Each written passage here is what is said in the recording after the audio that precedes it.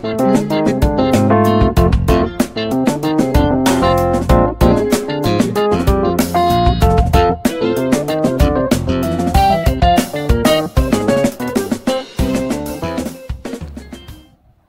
Assalamualaikum dan salam sejahtera pelajar-pelajar sekalian. Bersua lagi dengan saya Cikgu Mali. Kali ini saya bawakan tajuk penakkulan logik dengan menerangkan apa itu pengkuantiti, dan pengkuantiti yang selalu digunakan ialah semua dan juga sebilangan. Dua pengkuantiti yang biasa digunakan dalam pernyataan. Okey. Jadi seterusnya saya nak tunjukkan contoh bagaimana kita nak menentukan suatu pernyataan itu benar ataupun palsu, yang mana pernyataan itu melibatkan penggunaan pengkuantiti ini. Semua atau sebilangan. Okey, contohnya di sini, tentukan pernyataan ini benar ataupun palsu. Okey, ayat yang pertama. Dia gunakan pengkuantiti semua. Okey, yang ini, semua. Semua nombor genap boleh dibahagi dengan 4.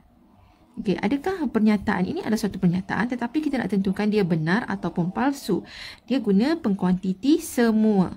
Okey, apa dia nombor-nombor genap? Nombor genap ialah 2, 4, 6, 8, 10 dan seterusnya. Okey, adakah semuanya ini boleh dibahagi dengan 4? Okey, dibahagi tepat dengan 4 hanya 4, 8. Yang lain ni tidak boleh dibahagi dengan 4. Okey.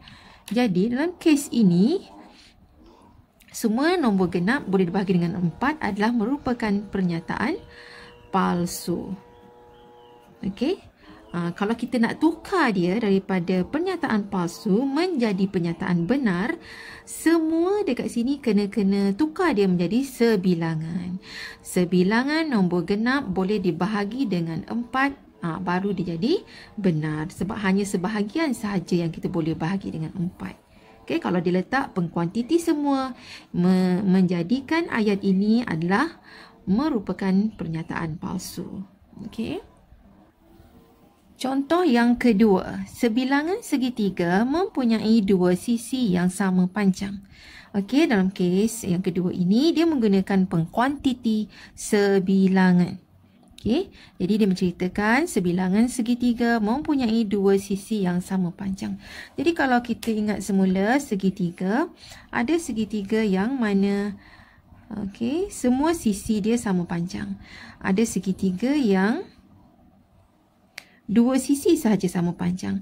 Ada segitiga yang ketiga-tiga sisinya tak sama panjang. Jadi dalam kes ini kita kata hanya sebilangan sahaja segitiga yang mempunyai dua sisi yang sama panjang. Jadi dalam kes ini, ayat ini adalah merupakan pernyataan benar. Okey. Sebab dia kata sebahagian sahaja yang mempunyai dua sisi yang sama panjang. Jadi penggunaan pengkuantiti sebilangan ini adalah benar. Jadi kalau diletak sini, semua segitiga mempunyai dua sisi yang sama panjang, itu adalah tak benar. Ada kalanya segitiga tidak mempunyai semua sisinya tak sama panjang. Okey, jadi kalau dia letak perkataan pengkuantiti semua, dia akan menjadikan pernyataan palsu. Contoh yang ketiga, semua nombor yang dikuasa 2 mempunyai hasil nilai yang positif. Okey, jadi dalam kes ini dia menggunakan pengkuantiti semua. Jadi kita kena tengok, betul tak penggunaan pengkuantiti semua ini. Okey, nombor yang dikuasa 2. Kita ambil nombor misalnya 3. 3 kuasa 2. Okey, 3 kuasa 2 adalah 9. Ia adalah nombor positif. Okey, contoh lagi, kalau misalnya negatif 2 kuasa 2. Okey, ini nilai yang positif. Dapat positif. Kalau nombor yang negatif, bila kita kuasa 2 kan, negatif 2 kuasa 2 adalah sama dengan negatif 2 darab negatif 2. Dia adalah bersamaan dengan positif 4. Jadi nombor yang positif dah tentu dah dapat positif bila dikuasa 2 kan. Nombor yang negatif pun akan jadi positif bila dikuasa 2 kan. Sebab negatif darab negatif akan jadi positif. Jadi bila dia kata di sini, semua nombor yang dikuasa 2 mempunyai hasil nilai yang positif, itu adalah benar. Okey, untuk menjadikan dia pernyataan yang palsu, kita akan letak dekat sini sebilangan. Sebilangan nombor yang dikuasa 2 mempunyai hasil nilai yang positif, dia akan menjadikan ayat ini adalah palsu. Sebab semua nombor yang dikuasa 2 adalah hasil nilainya adalah positif. Okey. Okey, contoh yang seterusnya, isikan tempat kosong dengan pengkuantiti semua atau sebilangan untuk membentuk pernyataan benar. Okey, jadi kita kena hati-hati dekat sini. Ada kalanya dia suruh isikan dalam tempat kosong sini pernyataan pengkuantiti semua atau sebilangan untuk membentuk pernyataan palsu. Jadi kena hati-hati di sini kita nak bentuk pernyataan benar. Jadi apakah pengkuantiti yang kita nak isikan di tempat kosong ini? Contoh yang pertama, okey, ni tempat kosong, integer adalah positif. Adakah semua integer adalah positif? Nak bentuk pernyataan benar ya. Ataupun sebilangan integer adalah positif. Jadi integer ada positif dan juga ada negatif. Jadi untuk membentuk pernyataan benar, kita kata sebilangan integer adalah positif. Jadi di sini kita letak sebilangan. Sebab integer ada yang negatif juga. Jadi kita tak boleh letak semua. Okay, jadi kena letak sebilangan untuk membentuk pernyataan benar. Okey, contoh yang kedua, kita nak isi pengkuantiti dekat sini sama ada semua atau sebilangan untuk membentuk pernyataan benar. Okey, gandaan 2 adalah nombor genap. Okey, apa dia nombor-nombor gandaan 2? 2, 4, 6, 8, 10, 12 dan seterusnya lah. Jadi semua gandaan 2 adalah nombor genap. Kalau kita nak bentuk pernyataan benar, jadi di sini kita kena letak pengkuantiti semua. Kalau dekat sini dia suruh bentuk pernyataan palsu, kita akan letak sebilangan gandaan 2 adalah nombor genap. Soalan yang ketiga, diberi tempat kosong, kemudian garis lurus mempunyai kecerunan positif. Untuk membentuk pernyataan benar, kita nak letak di sini semua ataupun sebilangan. Kalau garis lurus, okey, garis lurus, ada garis lurus yang condongnya ke sana dan ada garis lurus condongnya begini. Okey, kalau garis lurus begini, kecerunannya positif. Kalau condong ke sini, kecerunannya negatif. Jadi, untuk membentuk pernyataan benar, jadi kita letak di sini hanya sebilangan. Sebilangan garis lurus mempunyai kecerunan positif sebab ada juga garis lurus yang kecerunannya negatif. Okey, itu nak membentuk pernyataan benar. Kalau nak membentuk pernyataan palsu, kita letak dekat sini perkataan semua. Semua garis lurus mempunyai kecerunan positif, maka dia akan jadi pernyataan palsu. Contoh yang keempat, okey, diberi tempat kosong, segi 4 mempunyai 4 sisi. Jadi untuk membentuk pernyataan benar, apa dia pengkuantiti yang kita nak isi kat sini? Okey, kalau segi 4, berapa sisinya? Segi 4 ada 4 sisi. Jadi dari sini kita kena letak pengkuantiti semua untuk membentuk pernyataan benar. Jadi semua segi 4 mempunyai 4 sisi. Kalau kita letak sebilangan, sebilangan segi 4 mempunyai 4 sisi, dia akan jadi pernyataan palsu. Jadi oleh kerana kita nak membentuk pernyataan benar mengikut arahan soalan, jadi di sini kena letak semua.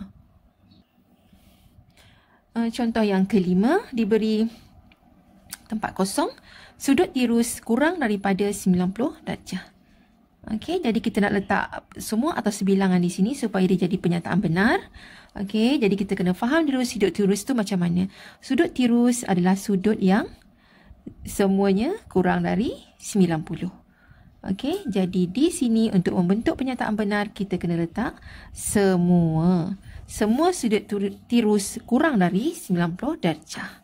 Okey, barulah dia akan jadi pernyataan benar. Untuk membentuk pernyataan palsu, kalau pernyataan palsu kita letak sebilangan. Sebilangan sudut tirus kurang dari 90 darjah. Dia terus jadi pernyataan palsu. Okey, contoh yang terakhir. yang melibatkan penggunaan pengkuantiti semua dan sebilangan untuk membentuk pernyataan benar. Okey, diberi ruang kosong. Sisi 4 mempunyai paksi simetri. Jadi dekat sini kita letak semua atau sebilangan. Jadi kita kena jelas dekat sini sisi 4, bentuk-bentuk sisi 4. Okey, ada sisi 4 yang begini. Okey, ada sisi 4 begini, segi 4 selari. Ada yang bentuk sisi 4-nya macam ini. Jadi ada macam-macam bentuk sisi 4. Okey. Adakah semua atau sebilangan mempunyai paksi simetri? Yang mana satu kita letak kat sini supaya dia menjadi pernyataan benar. Okey. Jadi contohnya dekat sini untuk kalau segi 4 sama ada paksi simetri. Okey, ada paksi simetri dia.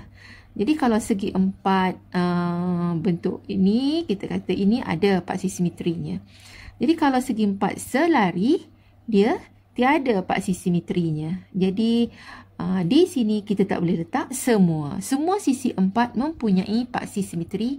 Nanti dia akan jadi pernyataan palsu. Okey, jadi untuk menjadikan dia pernyataan benar, kita kena letak dia sebagai menggunakan pengkuantiti sebilangan. Okey, sebilangan sisi 4 mempunyai paksi simetri sebab ada sisi 4 yang tiada paksi simetri. Okey, jadi di sini saya dah jelaskan berkaitan dengan pengkuantiti semua atau sebilangan di mana penggunaan yang sesuai agar dia dapat membentuk suatu pernyataan seperti yang dikehendaki. Pernyataan benar maupun pernyataan palsu. Okey, kadang-kadang soalannya keluar, dia dah letak dah pengkuantitinya. Cuma kita kena pasti pernyataan itu benar ataupun palsu. Okay, jadi saya harap anda semua dah jelas berkaitan dengan pengkuantiti semua dan juga sebilangan agar penggunaannya betul di tempat yang sesuai. Jadi saya harap anda semua dah pun faham. Jangan lupa untuk ikuti video yang selanjutnya dan jangan lupa untuk subscribe.